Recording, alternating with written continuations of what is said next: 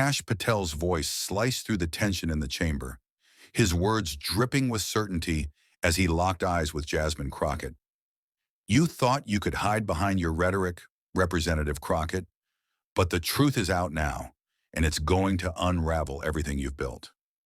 His statement landed like a grenade, a promise of an exposure so explosive that it would leave everyone stunned. What had Patel uncovered? How had the newly appointed FBI director managed to push the fiery Congresswoman Jasmine Crockett to the edge? And what would happen when the truth finally came to light in this live, unfiltered hearing? Kash Patel had recently taken the helm as FBI director, a role that thrust him into the spotlight after a contentious Senate confirmation. Appointed by President Donald Trump, Patel was no stranger to controversy. He had served in Trump's first administration in high-level roles, including as a senior advisor and chief of staff to the acting Secretary of Defense, where he gained a reputation for pushing boundaries, particularly on intelligence declassification. Now, as FBI director, Patel faced intense scrutiny. Critics pointed to his decision to scale back FBI briefings, moving daily meetings to just twice a week and canceling a weekly teleconference, while others noted his frequent appearances at high-profile sporting events and celebrity gatherings. Some even whispered about him using FBI resources for personal trips, though those claims remained unproven. Still, Patel had undeniable successes: the arrest of 3 individuals on the FBI's most wanted list, and a massive $500 million drug bust tied to Mexican cartels. He was a polarizing figure, balancing big wins with growing questions about his priorities. Jasmine Crockett, on the other hand, had built a reputation as a fierce advocate in Congress. A Democratic representative from Texas, Crockett was known for her passionate defense of civil rights, voting rights, and social justice. Her sharp rhetoric and willingness to confront powerful figures had earned her a loyal following, but also plenty of adversaries. As a progressive, she often clashed with Republicans, and her recent criticism of Elon Musk and Tesla had made her a target. Crockett had publicly accused Musk of exploitative labor practices, calling him out for prioritizing profits over people. Her words resonated with many, but they also drew backlash. Republicans accused her of inciting violence against Tesla, pointing to a wave of anti-Tesla protests that had led to vandalism and threats. They demanded an FBI investigation into her role, claiming her speeches had fueled the unrest. Crockett dismissed the accusations as a political attack, but the tension was palpable. The stage for their confrontation had been set over months of escalating conflict. Patel, in his role as FBI director, had taken a hard stance on what he called domestic terrorism. He announced the creation of a task force to investigate threats against American businesses, specifically naming Tesla as a focal point. Patel made it clear that anyone inciting violence against U.S. companies would face the full weight of the FBI. To Crockett, this was a direct challenge. She viewed the task force as a tool of the Trump administration, designed to protect billionaires like Musk while silencing critics. She publicly labeled Patel a puppet and accused him of using his position to target Democrats. Patel, in turn, vowed to hold accountable anyone whose words crossed into incitement, setting the stage for a dramatic showdown. That showdown came during a congressional hearing, broadcast live to the nation. Patel had been called to testify about the FBI's recent actions, including his task force and its focus on Tesla-related threats. Crockett, a member of the committee, had come prepared. She had spent weeks gathering evidence, speaking to constituents, and consulting with legal experts to challenge Patel's authority. But Patel was ready too, armed with what he called brutal facts that he claimed would expose Crockett's role in the growing unrest. Before diving deeper into this electrifying confrontation, a quick shout out to everyone watching. If you're finding this clash as gripping as it's unfolding, make sure to hit that subscribe button and drop a comment letting me know where you're watching from. Your support keeps this channel going, and I'd love to hear from you. Patel didn't hold back as the hearing began. He leaned into the microphone, his voice steady but laced with intensity, and addressed Crockett directly. "Representative Crockett, your words have consequences. You gave a speech in Dallas where you called Elon Musk a modern-day slave driver and urged your supporters to fight back against corporate greed. Within 48 hours, Tesla's Dallas showroom was vandalized and 2 employees received death threats. Are you saying that's a coincidence? His question hit hard, and the room fell silent. Patel's implication was clear. He believed Crockett's rhetoric had directly fueled the violence. Crockett didn't flinch. Her expression was a mix of defiance and frustration as she fired back with equal force. Director Patel, you're twisting my words to fit your narrative. I spoke about systemic issues, worker exploitation, wage theft, and the unchecked power of billionaires. I never called for violence, and you know it. This task force of yours isn't about justice. It's about protecting your boss's friends. How much time have you spent investigating Elon Musk's labor violations compared to chasing down protesters? Her voice carried the weight of her conviction, and her supporters in the audience nodded in agreement. Patel's eyes narrowed as he responded. I'm not here to play games, Representative. The FBI has evidence, text messages, social media posts, and witness statements that link the Dallas incident to individuals who attended your rally. One of the vandals even posted online, quoting your exact words about fighting back. You can call it systemic all you want, but when your words lead to violence, that's on you. He held up a stack of papers, presenting them as proof. These are the reports. They're public record now. Care to explain? Crockett's jaw tightened, but she refused to yield. What you're holding is a distraction. You're cherry-picking data to smear me because I'm a threat to your agenda. Let's talk about your priorities, Director.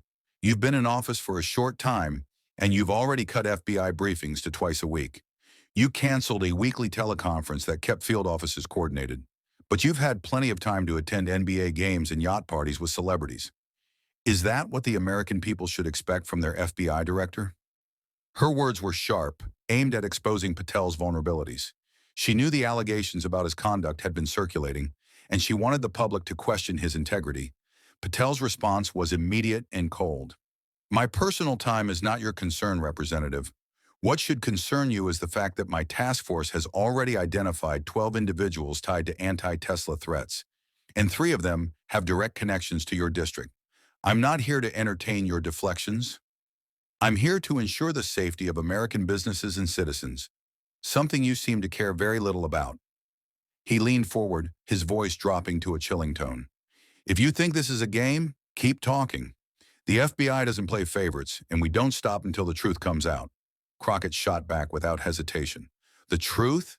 The truth is you're using your position to target Democrats while ignoring the real threats. Where's your task force on white supremacist groups? Where's your investigation into the January 6th organizers who still walk free? You're not protecting Americans. You're protecting power. And I won't sit here and let you intimidate me. Her voice rose with every word, her passion evident as she refused to let Patel's accusations go unchallenged. The exchange grew more heated as Patel revealed more details. He cited a specific social media post where a user in Crockett's district had written, Representative Crockett said fight back, so we did, alongside a photo of the vandalism at the Tesla showroom. Patel claimed the FBI had traced the user's IP address to a location just 10 miles from Crockett's rally venue. This isn't speculation, Patel said, his tone unwavering. This is evidence, and it's damning. Crockett countered with her own evidence, pointing to a report from a labor rights group that documented Tesla's alleged violations, unpaid overtime, unsafe working conditions, and retaliation against union organizers. If you care about justice, Director, why aren't you investigating these crimes? Why are you so focused on silencing me instead of holding Elon Musk accountable? She demanded. Patel didn't let up. He revealed that the FBI had intercepted communications between 2 protesters who mentioned Crockett's speech as their inspiration for planning further attacks on Tesla facilities. We stopped them before they could act, Patel said, but the fact remains, your words put lives at risk. You can't hide behind free speech when people are getting hurt. Crockett's response was fierce. You're weaponizing the FBI to suppress dissent. My words were about justice, not violence. If you're so concerned about lives, why aren't you addressing the root causes? Poverty, inequality, corporate greed? You're not a protector. You're a bully with a badge. She leaned into her argument, emphasizing that Patel's task force was a political tool, not a solution. The hearing stretched on, with both sides digging in. Patel presented more data, timelines, maps, and transcripts, tying Crockett's rhetoric to the unrest. Crockett, in turn, exposed inconsistencies in Patel's leadership, citing whistleblower accounts of his reduced presence at FBI headquarters and questionable use of resources. She questioned whether Patel was truly serving the public or just his political allies. For a while, it seemed like a stalemate, with neither willing to back down. But Patel had been holding back his most damning evidence, waiting for the perfect moment to strike. He leaned forward, his voice lowering to a tone that commanded absolute attention. Representative Crockett, you've accused me of targeting you without cause. But let me show you what the FBI uncovered during our investigation. He paused for effect, letting the anticipation build. We obtained communications, not just from protesters, but from someone in your own office. An email sent from your staff to a known activist leader, encouraging them to take action against Tesla and promising support if things escalated. That email was sent the day before the Dallas vandalism. Care to explain that? The room erupted in murmurs as Patel's words sank in. He held up a printed copy of the email, reading aloud a key line. Representative Crockett stands with you. Do what you need to do, and we'll have your back. Patel's tone was unrelenting as he continued. This isn't just rhetoric, Representative. This is coordination. This is incitement, and it came from your office. Crockett's composure shattered. Her voice rose to a near shout as she responded, her words tumbling out in a rush. That's a lie. You fabricated that email. I never authorized anything like that. This is a setup. You're trying to destroy me because I won't bow to your administration? Her tone was frantic, a stark contrast to her earlier confidence. She slammed her hand on the table, her voice cracking as she continued. You're a disgrace to the FBI. You're a liar, and the American people will see through this. You can't silence me with your fake evidence. Patel remained calm, his expression unshaken.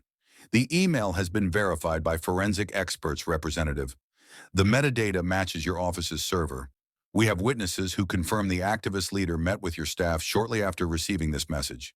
You can deny it all you want, but the facts don't lie.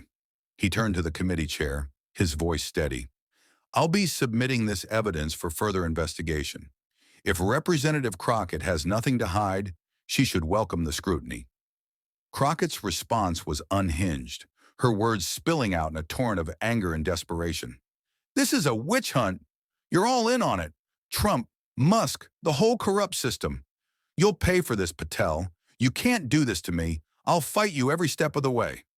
Her voice reached a fever pitch, her accusations growing more erratic as she pointed wildly at Patel, the committee, and even the audience. You're all complicit.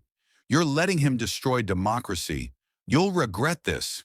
The committee chair called for order, but Crockett's outburst continued, her words becoming a chaotic mix of defiance and panic. Patel sat back, his expression one of quiet triumph. He had delivered the blow he'd been building toward, and Crockett's unraveling was exactly the reaction he'd anticipated.